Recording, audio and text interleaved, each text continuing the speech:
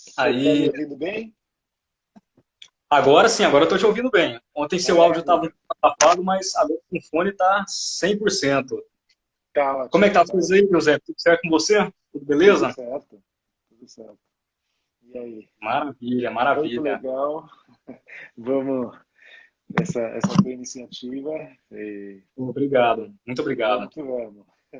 Pois é, vamos bater um papo aí bem bacana hoje, falar sobre voluntários, a Akira S, vamos falar sobre tudo aí. Então, vamos lá, né? Eu quero que você explique seu início. Como é que foi seu início na música? Começar a tocar guitarra ou não foi a guitarra de primeira? Como é que foi? Foi guitarra, foi guitarra. Então, basicamente eu faço parte dessa geração que começou a se interessar por música vendo Woodstock no cinema, esse tipo de coisas, né? Então, obviamente, meu primeiro ídolo na música foi Jimi Hendrix e Santana e Pete Townshend e todo o pessoal do festival assim que chamava atenção, enfim, porque todos tinham essa atitude de Guitar Hero e quebrando guitarras e fazendo solos espetaculares para a época, enfim, até hoje, mas você tem que saber uma coisa. Bom, eu nasci na Itália, meu pai era executivo de multinacional, então a gente rodou um pouco o mundo, passou pela Venezuela, morou na Itália também. Na época que eu comecei a me interessar por música, eu morava em Buenos Aires. E, e lá na Argentina tinha uma cena roqueira muito interessante, né? Eu não sei quão familiarizado você está com a cena roqueira argentina da década de 70. Mas tinha guitarristas excepcionais, né? Um deles era o Papo, por exemplo, que aqui que montou um trio aqui com o Júnior Castelo, que chamava Aero Blues, acho que e outros guitarristas, o Cláudio Gabis, que depois veio para cá para ser guitarrista do Ney Matogrosso, Cubero Dias, enfim, tinha bandas assim, Beach Boys, né? compositor, Também. é? Beach Boys, né? Beach Boys. É, do Willy Verdaguer aqui. É.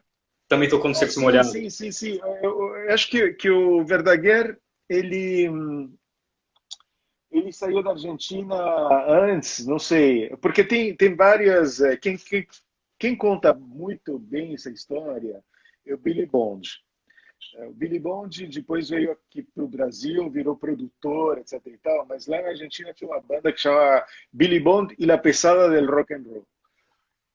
E o Billy Bond era assim a figura central, era uma espécie de articulador e promoter, mas também cantava e cantava muito bem, né?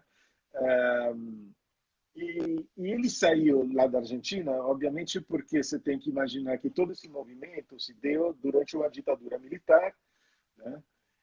E houve um show lá no Luna Park de Buenos Aires, onde a polícia entrou batendo e ele tem até um filme, um seriado na Netflix que conta essa história e depois conta toda a história do rock latino-americano.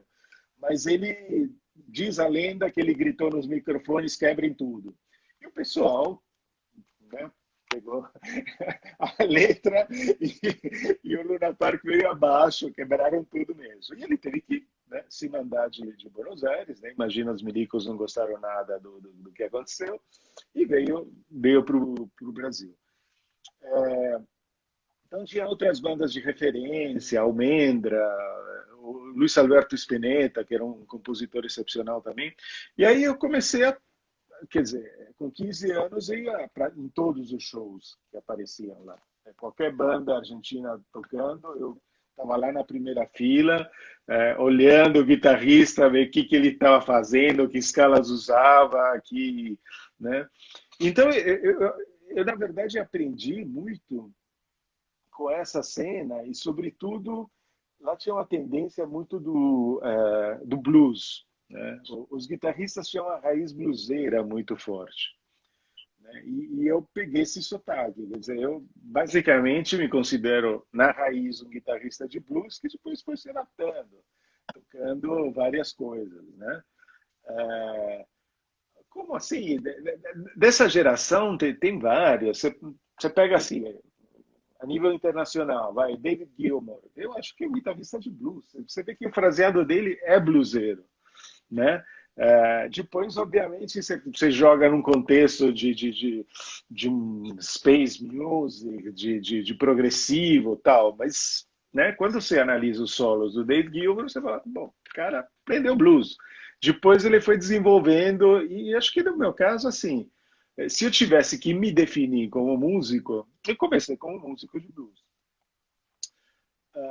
Que depois enveredou mais para o fusion, enfim. Quando chega a década de 80, eu via Mahavishnu Orchestra, quer dizer, não estava muito ambientado com, com essa cena, né? Mas eu via que né, a cena movimentava a gente, tinha um público, as pessoas gostavam, tinha um burburinho tal, e aí comecei a me interessar, né? E aí, aí já, obviamente, já estava no Brasil. Eu cheguei no Brasil em 74, né? Fiz a faculdade aqui, eu sou formado em economia. E então, em 80, tinha acabado de me formar, etc e tal. Trabalhava em bancos, só para você ter uma ideia. Então, eu trabalhava em banco durante o dia e à noite ia tocar no Madame Satã, sei lá, com essas coisas. Esse circuito todo. Mas, enfim. Então, aí veio, quer dizer, veio essa vontade de montar uma banda, começar a tocar para entrar nesse circuito. E a primeira banda que eu montei foi com o Escova, dos Santos, né? Que depois fez o Escova e a Máfia, Tocou enfim. na gangue do primeiro, Sossega Leão, né? Isso, exatamente. Era a Escova no baixo, o Atos Costa na bateria, que depois tocou no Zero. E era um trio com um cantor, né? Cantor que depois a história do cantor é muito peculiar, né? Porque assim a gente estava procurando um vocalista, tal, e um amigo meu que dava aulas de teatro falou: olha, tem um cara muito musical aqui, que é aluno meu, tal. E na verdade o cara tocava piano muito bem, tanto que hoje tem você vai lá ver no Spotify, tem toda uma produção de MPB, bossa nova, tudo no piano e tal. Mas ele viu essa oportunidade também, ó, vou cantar, pronto, né? Entrou e a gente, quer dizer, a banda chamou CO2, né? A gente começou a tocar no circuito que todo mundo usava, né? O Sesc Pompeia, chegou a tocar no Centro Cultural, enfim, só que nunca gravou nada, né? E ao mesmo tempo teve, quer dizer, eu conheci o Miguel de outros carnavais, né? Eu quero mandar um abraço aí pro Miguel que está assistindo a gente. O Miguel tá online, ele tá Certo. na área. Eu estou vendo ele aí. Oi, Miguel. Então, na verdade, assim, a primeira banda que tinha, que podia entrar nesse circuito. Chegando no Brasil, então vamos dar um passo atrás. Chegando no Brasil, eu começo a procurar quem tocava e quem, etc. Então, e eu conheço o Miguel, por exemplo, já que ele está aí, num som do Colégio dos Alunos Objetivo, né? Porque chamar SACO, né? Som dos alunos do Colégio Objetivo. Eu tinha um trio, né? Um power trio e tal, e o Miguel estava acompanhando um pessoal que também ia tocar, e aí no meio da passagem de som, ele, opa, meu, não sei o que lá, e aí a gente começou a se conhecer melhor e tal, e era a figurinha carimbada em todos os shows que aconteciam na cidade e tal, né? Então, voltando ao CO2, né? Quando a primeira formação dos voluntários desmancha, né? Sai o Isnar, sai o Maurício, eu acho, enfim.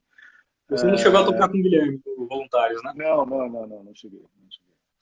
Só depois, assim, aqueles shows, assim, sim, faz pouco tempo, mas naquela época nunca cheguei a tocar com guitarra. O que acontece? O Minhoca saiu e aí eles estavam procurando, né, pessoas que iam recompor a banda, né? Então entrou o Nas, entrou o Gaspo, entrei eu. E foi aí enfim, se montou esse grupo e que durou um certo tempo, né? Depois teve mais uma formação, né? Com o Edson X, que também está assistindo a gente, o Edson X. Opa, Tá todo mundo aí na área. Hoje tá todo mundo assistindo a tá gente. certo, Tá toda a galera aí hoje assistindo a gente aí. tá certo. Então, essa foi uma formação posterior, né? Com a Kira S e tal, e foi a Kira que apresentou o Edson, inclusive. Bom, essa que é a história que eu lembro, né? Porque você está me perguntando coisa de 50 anos atrás, na verdade. É, faz muito tempo. Faz tempo. Mas Pois aí é. que tá. O que eu lembro, assim, com muitas saudades, era as oportunidades que a gente tinha de tocar. Né? E não era só em São Paulo, como era no Rio de Janeiro, por exemplo. Tinha um circuito que demandava muito a gente, né? Então era muito comum, né? Acabar um dia de trabalho, pega a ponte aérea, vai tocar no Rio, volta no dia seguinte e vai trabalhar sem ter dormido. Isso era a tônica daquela época. Né? Pois é. Mas, O Edson tá assistindo aqui a gente, então eu já quero deixar o convite aqui para uma live. Se ele topar, ele escreve nos comentários que a gente faz. Hoje mesmo eu estava escutando o Gueto, mas no início do Voluntários, quando você entrou, na verdade, já era esse esquema de. Porque eu falo o seguinte: Voluntários não é duas guitarras tocando, as guitarras estão conversando ali, né? É uma conversa de duas guitarras, não é duas guitarras tocando, assim. É uma coisa muito doida, né? Tipo, Verdades e Mentiras. A guitarra é uma coisa maravilhosa, já era desse esquema. então, assim, quando entrei na banda, tinha já um repertório montado, né? Quer dizer, Sim. tipo, cadê o socialista? O socialismo já existia, ioiô, blá, blá, blá, blá. Então, assim, com o Miguel a gente pensou, bom, é uma oportunidade de passar limpo o repertório da banda, né? Porque, assim, eu mesmo tinha essa vontade de trazer as partes de guitarra que ia tocar para o meu estilo, né? Uma coisa que eu me sentisse à vontade, né? E que eu me identificasse, né? Com aquilo, obviamente, né? Eu gostava dos temas, gostava do impacto que a banda gerava no público, né? Tinha umas coisas muito legais. Assim, eu lembro sempre de Resistência Afegã, né? Que não foi um tema gravado no LP, mas que tinha todo um explorar misturando com música étnica e tal, né? E com alguns efeitos de guitarra para soar meio algum instrumento étnico oriental e tal. E isso eu gostava muito. Enfim, mas aí a gente sentou, simplesmente falou, bom, vai, cadê o socialismo? Qual é a parte? Legal, legal, vou mudar isso aqui, nessa parte aqui, legal. Quer dizer, um certo tempo a gente ensaiava os dois, né? Tipo, né? Vamos rearranjar as partes de guitarra. E a gente tinha muita, assim, se identificava muito com certas bandas, né? Não vou dizer uma mais do que a outra, mas tipo, né? Você tinha essa segunda edição enfim, essa nova formação do King Crimson, né? Que tinha muito esse diálogo entre as guitarras, né? Talvez por ser um pouco bem menos pop do que foram os voluntários, mas lá eles conseguiam fazer todo um jogo de um toca num andamento, outro toca no outro, né? A gente não tinha muito essa coisa de vai tocar em tempo composto. Às vezes acontecia, tinha algum tema que sim, mas no geral era em quatro e tal. Mas, por exemplo, Talking Heads tinha esse jogo, um toca no tempo, entra no tempo um, outro tempo dois e vai dialogando. Então era uma referência. XTC era outra referência também. Então, assim, a gente pegou esse conceito, né, e foi desenvolvendo. E acho que deu certo porque criou uma identidade da banda, né? O que os voluntários tinham a oferecer de diferente? Eles tinham uma sonoridade de guitarras que podia ser considerada como um elemento mais original, né? Do Pois é. que e a gente foi assim, quando começaram a falar, oh, as guitarras dialogam, a gente tentou evoluir mais e mais isso, né? Então, os novos temas, por exemplo, Verdades e Mentiras já é um tema que não era do primeiro repertório, né? Um dia o Gaspa veio com essa levada tal, e que as guitarras vão fazer? Tá, tá, tá, tá, parabá.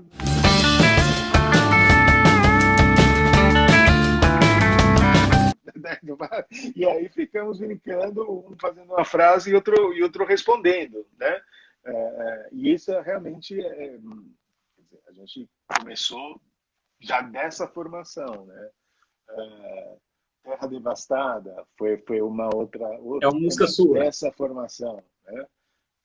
Que já tinha, quer dizer, a ideia do tema em si já era um arpejo bastante rítmico e tal, e aí criar um entrelaçamento de guitarras foi alguma coisa que, opa, já vamos fazer isso, claro, óbvio, né? Era estilo na banda. Que Você falou na, de Terra Devastada, essa música é sua, né? A ideia, né? Porque na verdade os voluntários tinham muito essa coisa de, né? Ensaiavam duas, três vezes por semana, né? Então o Miguel morava em casa e tinha um famoso porão da casa dele que era o lugar de ensaios e das festas de aniversário, né? Que a mãe dele Sim. fazia um fondue excepcional e era lá que acontecia. Então, quer dizer, era sempre assim, alguém leva uma ideia, opa, então vamos fazer, e ficava fazendo jams em cima daquela ideia até agora, opa, achei, né? Tá, tá, tá, tá. E aí, normalmente, o Thomas é que fazia as letras, né, em cima daquela emaranhada toda de emoções e vamos que vamos, né? Essa era a ideia. Mas então dizer, ó, esse tema é meu, a ideia inicial talvez tenha sido, depois todo mundo trabalhava em cima, né? E talvez se eu tivesse desenvolvido sozinho, não ia por esse caminho, sei lá. Né? É uma coisa muito louca, porque os voluntários Todo mundo tinham colaborava, essa né? identidade justamente porque, né, trabalhavam em grupo, né, como grupo. Né? Então, o som era como é que eu diria, original da banda. Né? Se eu via voluntário, você fala, inclusive, tem uma certa discussão sobre se o disco, né, consegue trazer o clima do som da banda ao vivo. Eu acho que não. Ao vivo, a banda soava muito melhor do que soa no disco.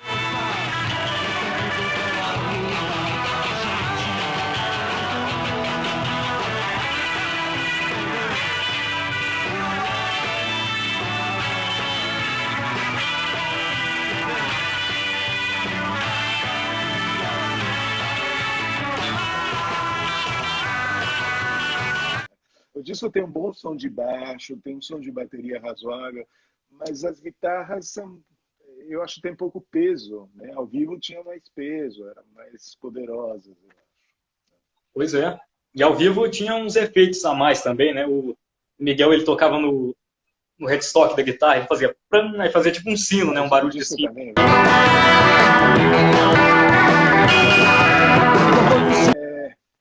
A gente, obviamente, ouvia muito, por exemplo, o Bill fazia bastante isso, e, obviamente, a gente, né, era vidrado em King Crimson. Então, opa, cada vez que aparecia alguma coisa nova e que a gente gostava, ia assimilando, né, obviamente.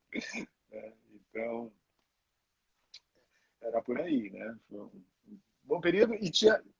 E tinha bastante show, né? Isso que era interessante, né? Tinha um circuito muito e acho legal que assim tinha essa coisa de uma banda, as bandas iam ver as outras bandas tocarem, né? Então, sei lá, show dos voluntários era normal ter os Titãs, enfim, um monte de outros músicos, né? E dando força um para o outro. Dava essa ideia de movimento, né? Que não sei se hoje Sim, tem isso. sim. Pois é, mas cada integrante tinha uma segunda banda, né? O Gaspa e o Nazi tinham o Ira, o Miguel, se não me engano, ele era do Agentes nessa época, Bom, e a gente também você tinha outra banda nessa época? nessa época que eu entrei na banda, a gente já tinha acabado, né? Ah, então acho que era Gangue. Eu posso até estar enganado, mas eu não lembro como as coisas contemporâneas. O, o Acho que era Nazi, Gangue, então. a gangue, eh, eu acho que eu acho que não. Eu acho que a gangue, os voluntários, como é que se diz, convivem na primeira formação dos voluntários. Ah, Na sim. segunda, Pô, desculpa. já não. Miguel comentou que o Agentes acabou antes do Voluntários. Então é Ah, isso mesmo. é isso mesmo. Eu não lembro dele, hoje tem, vou ter show. Não. Ao menos, se os outros tinham outros projetos, as guitarras trabalhavam muito em prol da, do som da banda, assim, né?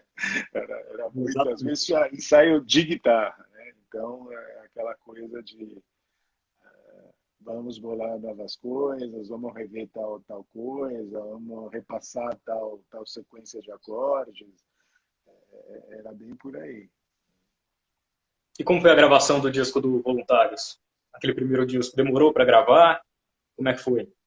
Olha, eu não acompanhei inteiro. Teve entrou nas minhas férias e eu tinha uma viagem programada, etc. e tal. Mas teve seus percalços, né? Porque assim, eu lembro a gente começou gravando baixo e bateria. Então, em cima de uma guia, tal, né? O Thomas e o Gaspas fizeram as partes definitivas. Aí a gente colocou as guitarras. Daí, quando era a hora do Nazi colocar o vocal, o Nazi teve um acidente. Ele quebrou o queixo, quebrou mesmo. Ele não podia articular a voz. Então, teve um intervalo assim, até o Nazi conseguir voltar a articular o queixo e tal. Então, não peguei ele gravando a voz. Foi justamente quando eu saí de férias. Mas, mas foi uma coisa. Quer dizer, a gente tentou se programar e tal, mas foi a nossa primeira experiência de gravação. Né? Então, com todos os. E, sobretudo, numa época em que tanto os técnicos quanto os produtores e tal conheciam muito pouco do que se tratava, do som que estava sendo feito, eh, enfim, na Inglaterra, Estados Unidos, etc. Né? Então, assim, eu acho que se o disco não, como falei, não reflete para mim, na minha opinião, aquilo que foram os voluntários ao vivo, eu acho que enfim, se deve muito ao fato de que, primeiro, por exemplo, hoje o Miguel não precisa de técnico do lado para gravar nada. O estúdio é capaz dele saber mais do que qualquer técnico que senta lá. Né? Mas na época, né, a gente era a primeira vez que entrava no estúdio. Né? Então tinha que confiar muito no cara que estava lá, né, pilotando a mesa e tal. E, não, na minha opinião, não tirou bem o som que a gente queria. Né? Em parte, sei lá, eu acho o som do baixo é legal, mas eu nunca fiquei satisfeito com o som da minha guitarra, por exemplo. Né?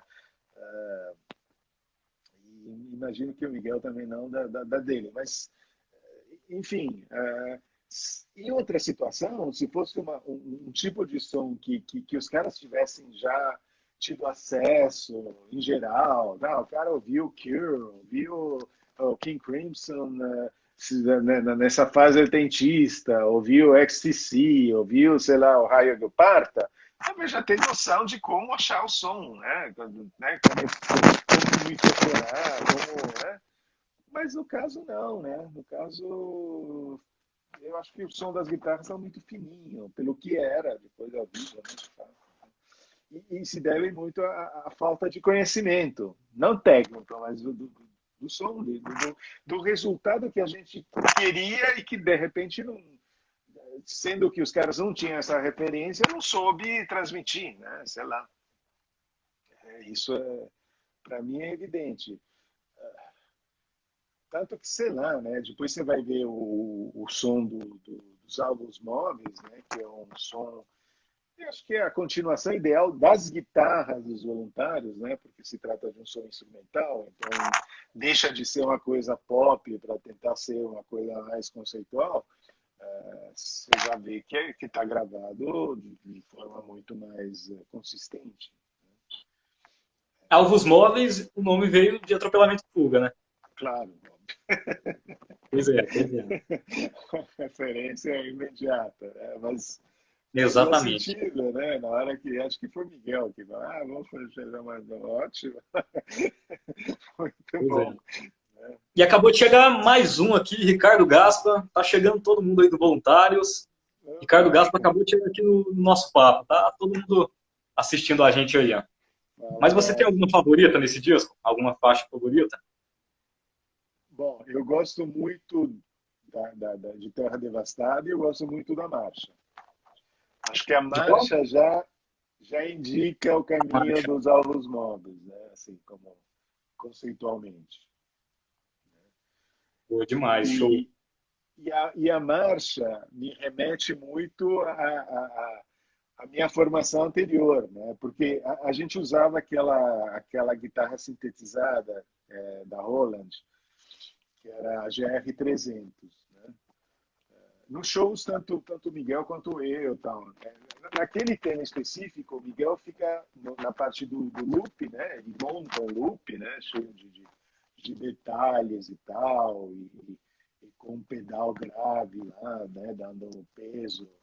E aí eu entro fazendo um solinho na GR300, né? E eu tentei nesse solo, assim, na minha cabeça eu estava tocando trumpet, né? Trompete, assim, tipo, um dos meus ídolos sempre que foi o Don Cherry, né? Tocando trompete e tal. Então, para mim era isso. Tentar recriar com a guitarra o som do Don Cherry, né? E eu acho assim, esse tema tem um clima fabuloso, assim, né? Na verdade, como não era o som mais articulado da banda e tal, então os técnicos conseguiram estragar menos. É uma coisa mais soa melhor, né? Mas esses dois temas, eu acho, para mim, os mais logrados. Agora, obviamente, pode haver divergências, mas, assim, não é que desgosto do disco, eu acho que o som do disco poderia ter sido melhor em função da potencialidade da banda, justamente. E esse disco, quando saiu, ele chegou a tocar bastante nas rádios? Como é que foi? Porque ele é Você muito sabe raro de que foi achar, né? censurado, né? Tinha faixa Foi censurado censurada. esse disco? Não o disco, tinha algumas faixas que não podiam ser reproduzidas, né? Isso, assim, acho que tirou um pouco do Você se lembra até? potencial, né? E também eu acho assim que como eram letras políticas, fora, por exemplo, Terra Devastada, mas eu acho que não é um tema comercial, né? Você vai jogar assim uma reflexão transcendental, as rádios não tocam, não, né? Verdades e mentiras, também tinha uma frase meio antirreligiosas, quer dizer, a gente tocava mais para um público underground, eu acho. O que é um nicho, né? Pelo amor de Deus. Não é que eu estou reclamando, mas a gente podia ter sido famoso, não. A gente nem pensava nisso. Era mais, vamos tocar o que realmente passa pela cabeça, né? E era, na época, assim, a gente, ao menos, eu vejo mais o Thomas e eu, a gente saía de uma cena universitária onde que estava borbulhando, né? Quer dizer, tanto ele quanto eu, a gente participou de um grupo chamado Liberdade e Luta, né? Que era um grupo que surgiu dentro da universidade justamente para se opor, né, ao regime militar, etc. E tal, né? E que tinha grande participação em passeatas, etc. E tal. Isso está refletido nas letras do Thomas, né? Quer dizer, o socialismo é uma letra bem à la liberdade de luta, porque a liberdade de luta, dentro de tudo, era um grupo que sabia rir dele mesmo, né? Não era um grupo sisudo, não. Tinha seu lado festeiro, né? Então, você vê a letra, tem essa coisa de, né? Estou impaciente, pô, né? Cadê o socialismo, né? Por que a história demora tanto a acontecer, né? Tem esse tipo de ilação, né? Mas a gente era produto disso, né? Dessa cena de revolta, né? Contra a ditadura militar, etc., né? E que talvez outros grupos não tinham, né? Falavam mais sobre temas corriqueiros. Então, isso aí, eu acho que pesava comercialmente contra o grupo, né? Mas, enfim, nada contra. Era uma das características, inclusive, da época, né? A gente queria se posicionar politicamente, né? E quantas cópias foram vendidas desse disco? Você se lembra? Eu não faço a mínima ideia, porque saiu do controle da banda, né? Na verdade, assim, a banda pagou o estúdio, né? E entregou a fita para Baratos Afins. Baratos Afins, quer dizer, produziu o disco, depois não sei quantas edições fez. Saiu tanto de controle que quando a Baratos Afins produz o CD, quer dizer, ele masterizou. Quer dizer, se a banda tivesse produzido o CD, ia ter mais cuidado com a masterização do arquivo do que. Eu achei bastante decepcionante a masterização do CD, né? Quer dizer, tá pior do que eu. Se eu já achava o vinil mais ou menos como som, né? O CD, então, eu acho esquálido, né? Porque não teve cuidado nenhum, né? Acho que não sei se quem que fez a masterização, né? Mas com certeza foi a opção mais barata, não sei, né? Então, de certa forma, acho que não foi um tratamento digno para esse som, que foi feito no CD, né? Acho que perdeu bastante, mas ok, fazer o quê? Eu não sei quanto foi vendido, francamente. Talvez Mas alguém esse LP é bem soubesse. raro, né? É muito raro achar esse LP. Então, parece que agora tem outra editora que está querendo lançar uma coletânea e tal, né? O Miguel está se ocupando disso, mas tomara que a coisa saia. E Pois é. parece que vai ter um encadernamento certo. Estourou tudo o áudio. O que você Hã? falou? Repete o que você falou, que deu uma estourada no áudio.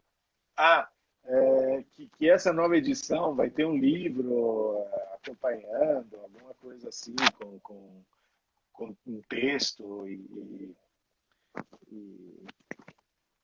tomara, né? Que seja dado um tratamento Tem melhor. uma data aí para sair? Tem uma data aí que Não sei. pode Isso aí ser lançado? o Miguel que tá está cuidando disso, mas acho que é coisa para o ano que vem.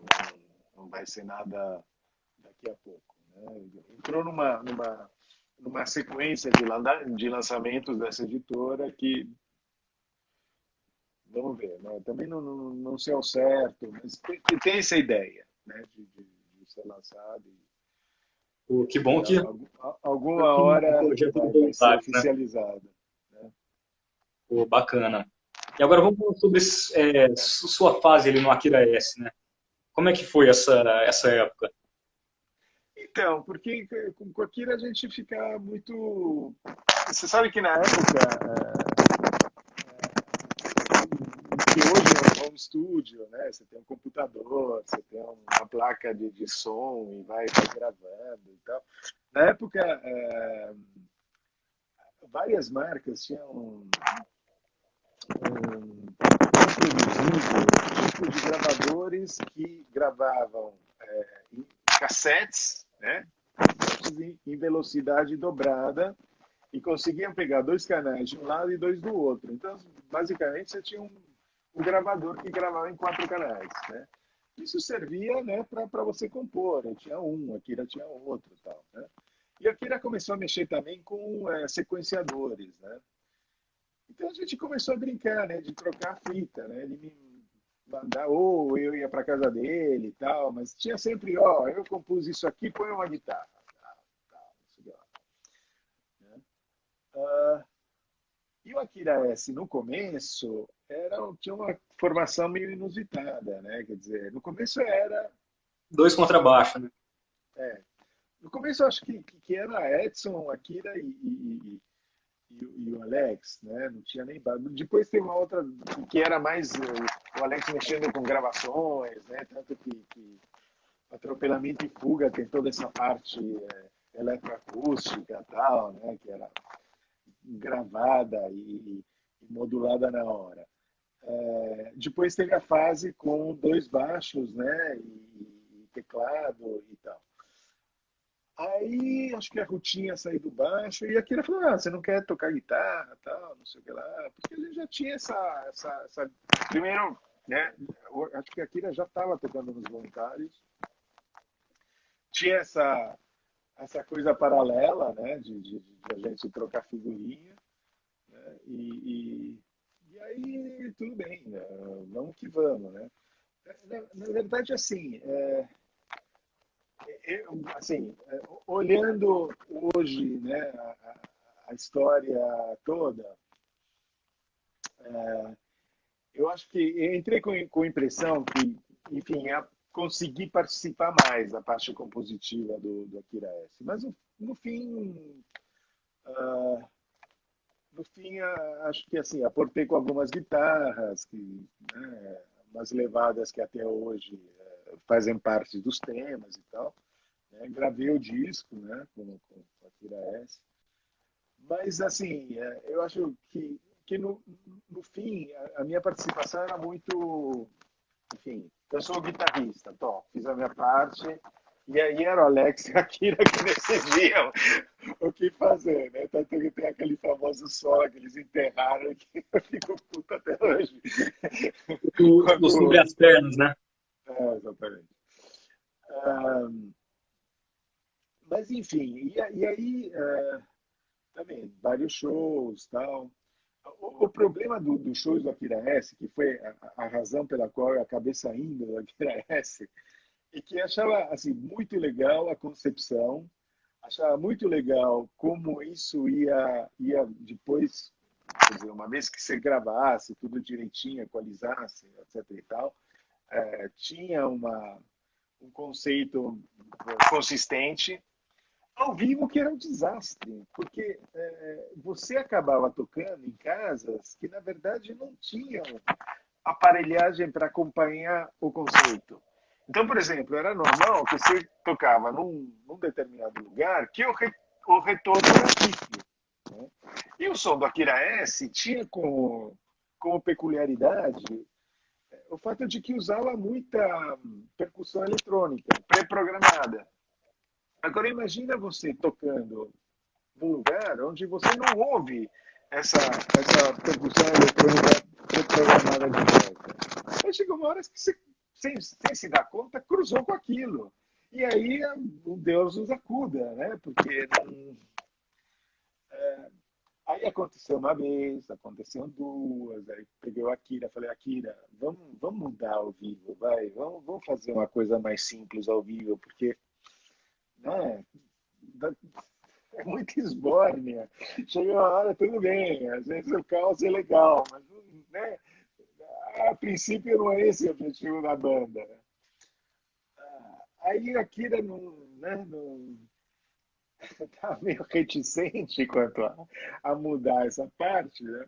Porque achava que era a parte fundamental do som, e era, de fato era. Mas chegou uma hora e falou, olha, eu não quero mais passar carão, né? Dos shows, chega, não sei o quê. E eu saí justamente antes de um show que foi bem legal, que foi com o Arthur Lindsay, né? E aí foi o Nelson que me substituiu. Mas foi bem por isso, né? Hoje em dia, de repente, seria mais factível fazer esse tipo de som ao vivo. Naquela época era, né, de repente a casa era, você tinha um cantinho com a plataforma, ó, a banda toca ali, ok. E se eu não ouvir as coisas, o que acontece? No caso, o som do Akira não bastava você, né, botar os amplificadores de maneira que toda a banda ouvisse. Tinha um som extra, né, que ia sair pelo PA, né, e aí pelo PA, né? E aí, se você não ouvisse aquilo, você podia se dar mal. Geralmente se dava. Então, uh, enfim, mas foi legal, foi legal. Eu citei aí o solo do Sobre as Pernas, que foi um solo maravilhoso, mas o Akira foi lá e abaixou o Não som da sei se foi guitarra. Akira. Sabe o que aconteceu? Na mesma época sai um duplo ao vivo do Japan. E o Japan não tinha um guitarrista, assim, quer dizer, o Steven de vez em quando, pegar uma guitarrinha e tal, mas não era a função dele. A função dele era mais o vocal, né? E de vez em quando acompanhava tal. Mas naquele disco, agora eu não lembro o nome, porque é o nome japonês, tinha um fulano, né? Tal, convidaram um cara para tocar as guitarras, e ele, né, tinha parte de solo e tal. E o plano que eles colocaram o solo da guitarra era mais afundado. Aí pronto, né? Os caras deu a dica. Não, agora a tendência é essa. Mano, abaixaram meu solo. Esse foi o resultado. Mas acho que foi por aí. Né? Captaram como se fosse, ó, agora. Na época, eu acho que na década de 80 tinha uma maneira peculiar de equalizar as coisas, né? Por exemplo, a bateria mais à frente, a caixa tinha reverb. O que acho que, de certa forma, faz com que hoje em dia você ouve, na hora que você ouve, você fala, putz, o som é datado. Né? Acho que quem conseguiu fugir um pouco disso se deu melhor. Né? Mas tinha essa coisa, não, agora, né, a bateria se joga mais para frente, a guitarra mais para trás. Se tiver um solo, não pode aparecer na cara. Tudo bem. Assim, e assim foi, né? Sim, sim. E agora vamos falar sobre a terceira formação do Voluntários, que é o Paulo Horácio, o Akira e o Edson, né? Como é que foi o convite para chamar essa galera? Ah, então, hum, obviamente o Nas e o Gaspa saíram por causa do Ira, né? Eu acho até que a gravadora deve ter falado, olha, né? O contrato está aqui, mas vocês têm exclusividade, etc. e tal. Então, não tinha muito que fazer. O Thomas saiu mais porque acho que na época ele encheu o saco de tocar bateria, né? Ele sempre foi meio multi-instrumentista, e aí tocar bateria é um saco na medida que você tem que ter uma logística, né? Hoje em É, dia é mais fácil, né? Você toca a maioria dos lugares tem bateria, né? Então, tudo bem, você dá uma afinada, né? Geralmente são baterias razoáveis, então você consegue. Mas na época não, você tinha que levar santa bateria para cima e para baixo, né? E aí o Thomas estava meio cansado disso, né? E como ele já tocava baixo, já tocava violão, etc. E tal, começou a olhar em volta, né? E aí acabou ah, indo para outros projetos, né? Mas enfim, aconteceu. Então, né, com o Miguel a gente começou a meio que fazer audições. Não foi bem. É, lá fora tem muito isso, né? A banda procura vocalista. Isso tem um monte de vocalistas aparecendo e tal. Mas a gente ensaiou com alguns, né? Ensaia com um, ensaia com outro, ensaia com baixista e tal, não sei o que lá. Até apareceu a Kira, né? Ah, a Kira trabalhava no Madame Satã e então já era figurinha conhecida, né? Era fã da banda tal, e até tinha uma formação musical bem legal. E foi a Kira que, né, já estava tocando com o Edson, falou, opa, né? Já deu o combo, né? Já estou tocando com esse baterista, eu gosto, então vamos que vamos. O Paulo Horácio foi mais complicado também, porque a gente começou a experimentar tal, e o Paulo Horácio realmente foi o primeiro cara que impactou, porque ele tem uma potência vocal. Ele tinha uma origem meio heavy metaleira. É isso, né? Era aquele típico cara que soltava a voz, né, para tocar coisas mais pesadas e tal. Mas a gente meio que reeducou, né? Olha, aqui não é bem por aí. Aqui, se você quiser soltar a voz, é mais pro Bowie, Iggy Pop, etc. Né? Não vai querer dar uma de Iron Maiden, parecida, nada de agudinho, né? E aí, enfim, a gente acabou. O estilo era muito diferente do Nazi, né? O Nazi era mais. Talvez voz por voz, o Paulo Horácio tinha uma voz mais impostada, mais poderosa. Eu Mas adoro tinha assim, eu atitude, adoro né? mais. Sabia com, né, domínio de palco maior. Né? Então, duas coisas diferentes, assim, mas a gente encarou, né? E a banda seguiu, acho que conseguiu manter. O grande problema dessa terceira formação foi que, indo embora o Thomas, foi embora o letrista, né? Aí, É, aí o problema com o Miguel foi que, bom, a gente falou, bom, e aí? Começamos a escrever, né?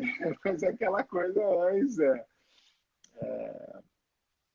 vai jogando frases, isso aqui soou legal, né? Mas é diferente do Thomas, que tinha mais jeito com a coisa, mais treino, né? Você tem que ter uma determinada, como é que eu diria, vocação para isso. Eu, por exemplo, escrevo muito bem, assim, coisas técnicas, corridas. Você escreve uma poesia. Não. Né?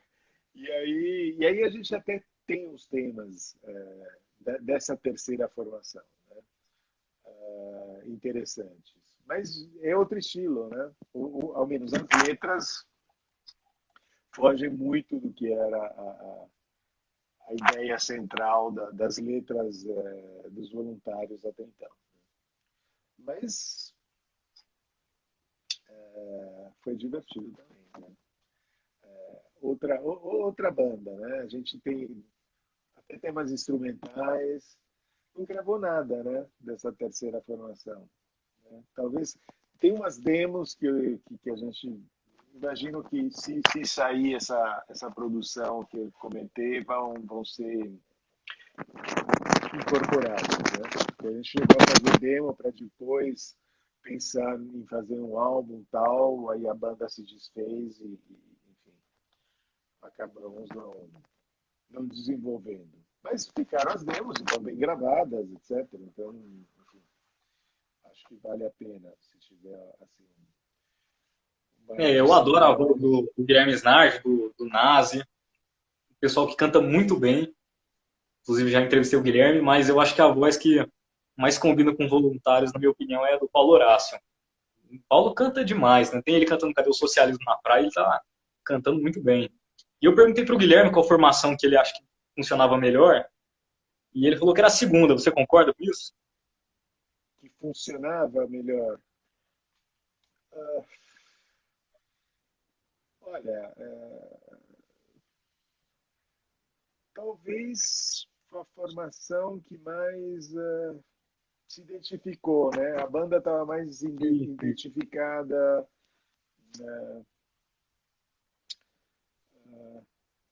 porque assim, não sei, é difícil, porque tecnicamente cada um tem os seus prós, né, tal. Eu acho o Edson tecnicamente não deve nada ao Thomas, bom nível. O Akira e o Gaspa são estilos completamente diferentes. Os dois são Muito. ótimos no que fazem, mas são incomparáveis, né? E realmente, assim, que nem te falei, voz por voz, obviamente, o Paulo Lácio tinha uma voz de peso, né? O Nazi é mais rouco, né? Então tem esse charme, né? Da rouquidão e tal. Mais agudo também. E acho que assim, enquanto o Paulo Horácio tinha outra formação coqueira, né?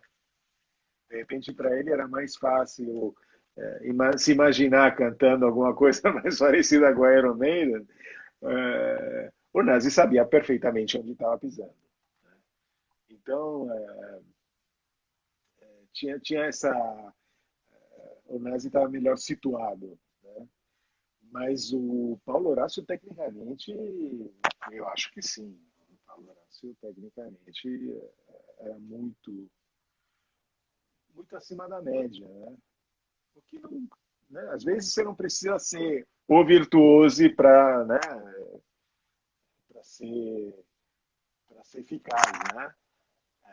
E Pois mais um é. som que não, você não precisa ser virtuoso, você precisa ter ideias claras, né? Conceitos, né?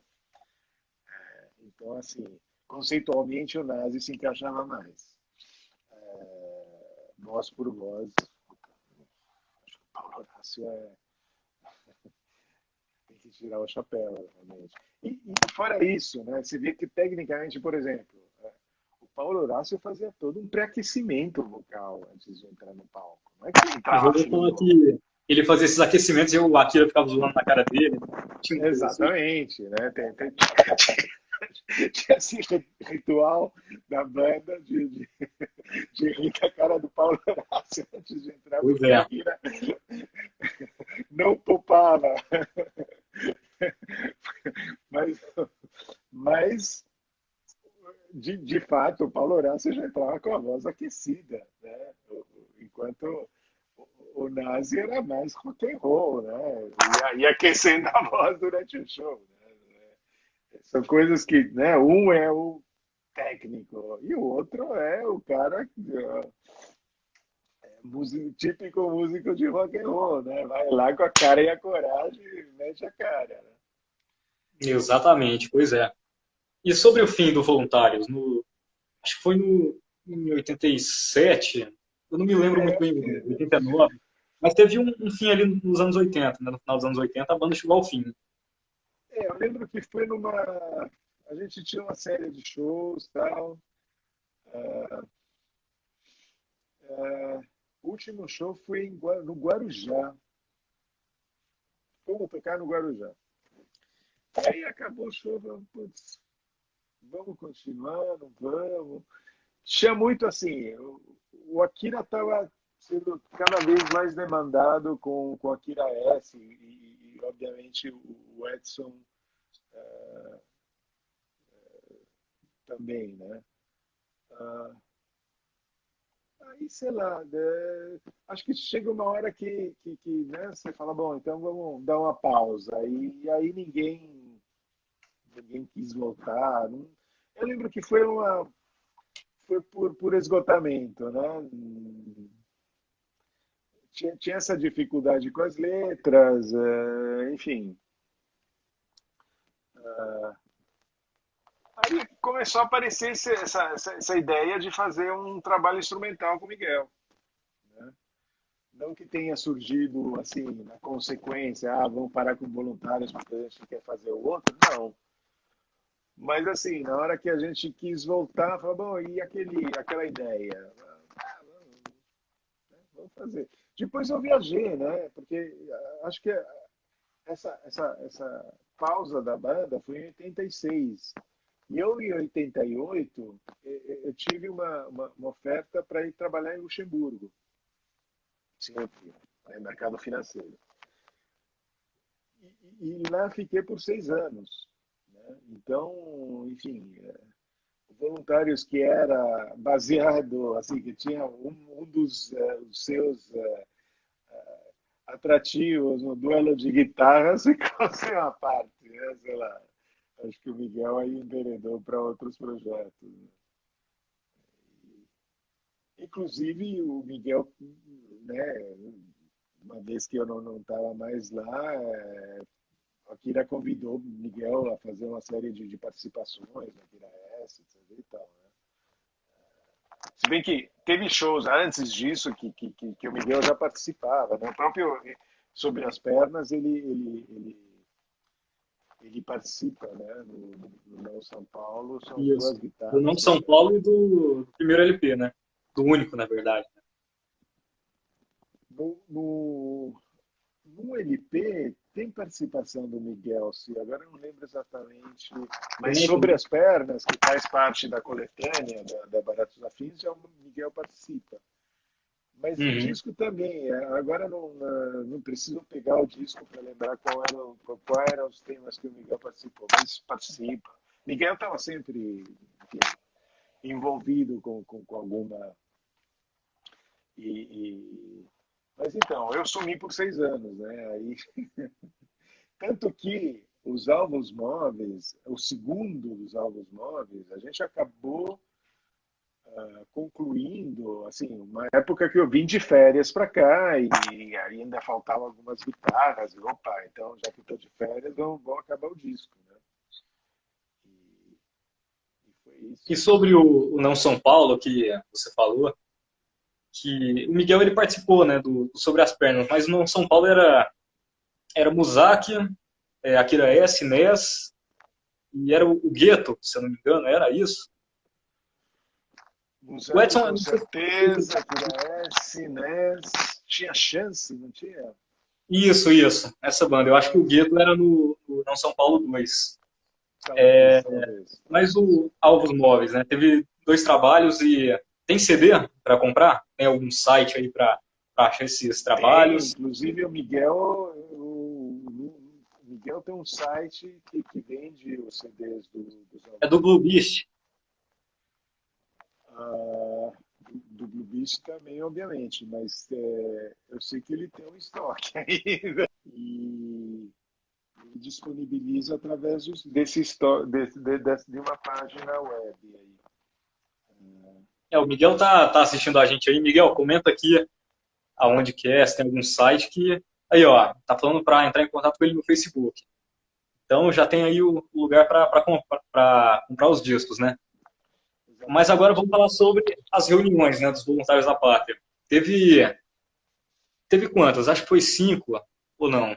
Teve uma nos anos 90 e teve outra com a Sandra Coutinho, mas, enfim, Bom, eu não quantas lembro a reuniões teve? quantidade de reuniões. Ah, tem um disco solo meu, que eu não sei se você já chegou a ouvir, mas tem Spotify. Esse eu nunca cheguei a ouvir. Então vamos passar.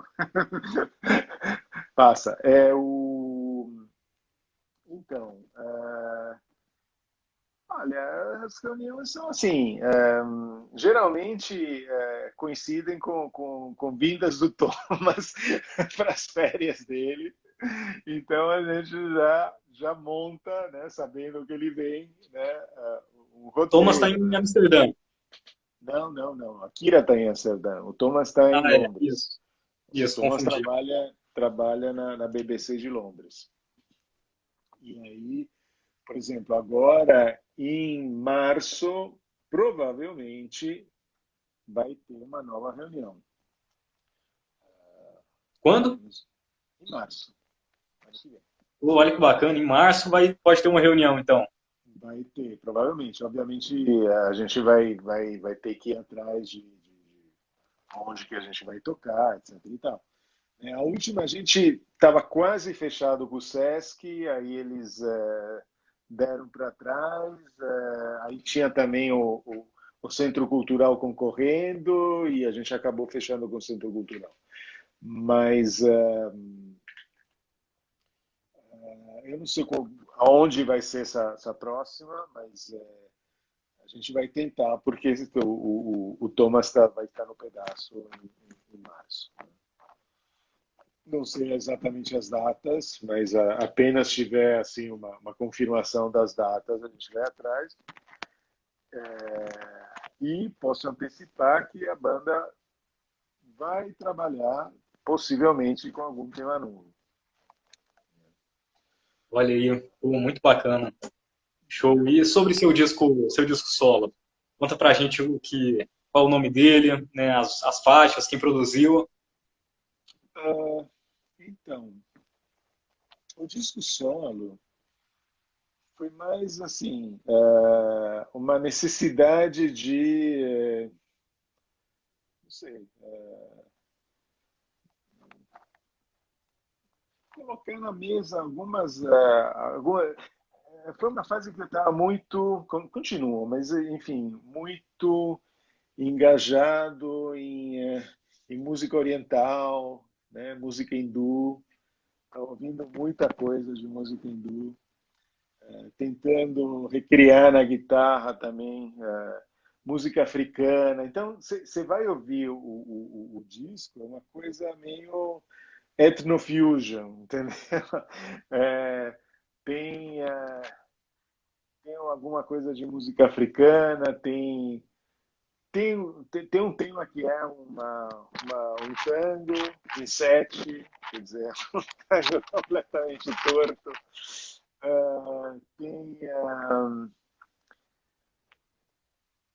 Tem umas coisas de música hindu, tem umas coisas mais improvisadas. E assim, eu tentei criar um núcleo para fazer esse disco com alguns amigos que eu achava assim que vinha se encaixar muito bem nisso, né? O percussionista, baterista foi o João Paraíba, não sei se você conhece, mas é um cara icônico dentro do que é a música popular brasileira, né? O cara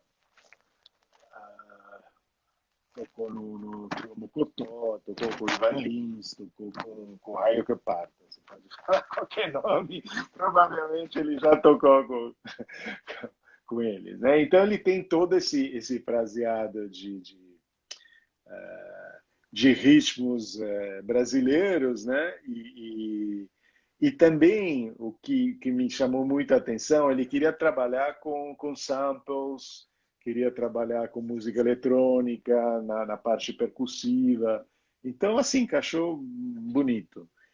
E o Célio Barros, que é um contrabaixista excepcional, ganhou prêmios e prêmios, e, e assim, um monstro no contrabaixo. Então, assim, ele faz toda a baixaria. Ele toca desde contrabaixo acústico, upright, né, um instrumento de pé, mas elétrico, né, baixo com contrastes. Acho que baixo sem traste ele tocou no upright, elétrico, né, e baixo normal. Ele tem um precision. Enfim, É interessante, você dá uma vida. Eu Meu tentei Deus. criar uns climas, tem muita coisa assim, com tempos inusitados, muita coisa em tempo composto, muito, né? Talvez autocrítica, né? Me empolguei, às vezes coloquei guitarras demais, né? Às vezes você começa, eh, às vezes, mas enfim, foi uma experiência e tanto, né? Qual que E é a o nome do produção disco? foi, hã?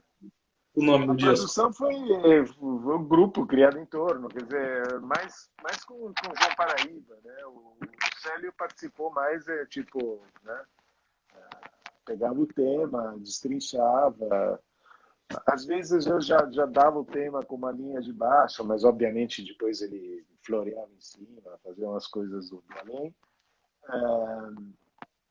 Às vezes ele criava a levada mesmo, mas tinha tudo já tema montado. Mas é instrumental, de novo, né? E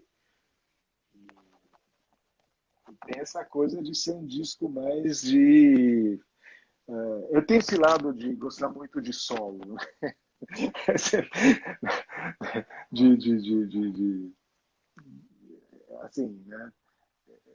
Eu lembro muito de um guitarrista de jazz que chama John Scofield, que é uma pessoa bastante conhecida nesse cenário jazz, que contava certa vez que tinha montado um grupo com outro guitarristas, né, que é o Avi Bodny, que justamente porque juntando os dois ia dar um guitarrista super completo, né, porque ele falava justamente isso, olha, eu gosto de solar, não, sabe, cada vez que eu tenho que fazer uma base, não é minha praia, né, e o outro não, o outro é um super grooveiro e tal, então, olha, ele tem os dois, né, completam o quadro. Então, acho que esse disco preenche bem esse meu lado de Guitar Hero, né? E qual que é o E nome do disco? Desert Wind, Vento do Deserto.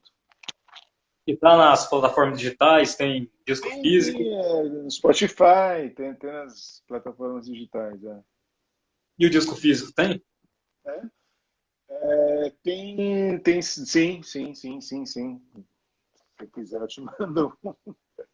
Tem, Pô, existe. maravilha. Maravilha. Depois você me manda o endereço, eu te mando. Pô, show, obrigado. E, Giuseppe, valeu aí pelo papo. Muito obrigado aí pelas histórias. Espero que você tenha gostado aí do nosso papo. E Nada. vamos lá, em março quero ver esse show do Voluntários aí. Vamos ver, é uma possibilidade. Eu não vou É, bater martelo, porque, né, como sempre, mas há um movimento, né, do pessoal de pensar em alguma coisa desse tipo, já que o Thomas provavelmente vai estar aqui de férias, né? Porque esse é mais ou menos né, a desculpa é sempre, ó, já que veio o Thomas, vamos montar um showzinho aproveitando. Então é bem isso, né? Então, possivelmente, né, não quero dar isso como 100% certo e tal, mas assim, existe um movimento e as pessoas estão bastante empolgadas em que dê certo. Então vamos que vamos. é isso aí. Tá Valeu, bom? Giuseppe. Boa noite. Valeu, obrigado, hein? Tchau, tchau. Tchau.